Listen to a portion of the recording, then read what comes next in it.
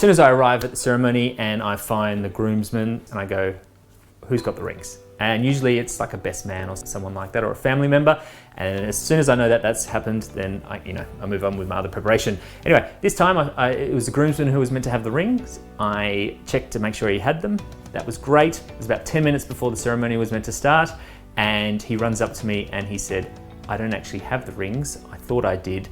They're in a bag up in the groom's room back at the hotel. As soon as I found this out, I said, that's okay, we'll just use some fake rings. So we got everyone to try and put their own wedding rings onto the groom's finger to try and get the right size. And the groom's like, no, this isn't gonna work. She'll kill me if we don't have the rings. This was the one thing I had to do. I had to make sure the rings were there. So we couldn't use the backup rings, which I was trying to procure for her. Now it was a Friday afternoon. It's now 10 to 4. It's at least a 25-minute drive with no traffic from Caversham House, which is where the ceremony was, down to a loft, I think it's called. And he then said, but don't worry, I've sent the groom's dad to go pick them up. And I was like, no, we can't do that. The bride had specifically said she wants to start on time because she doesn't have much time for the photos that she wanted. And we were starting with or without guests arriving at 4 o'clock. So I'm like, no, call the dad back.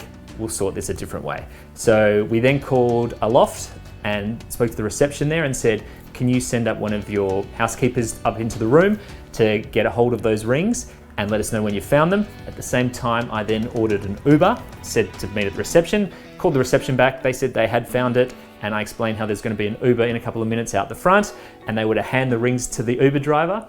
We then watched in real time as the car making its way to there. Now I realized we couldn't actually start on time.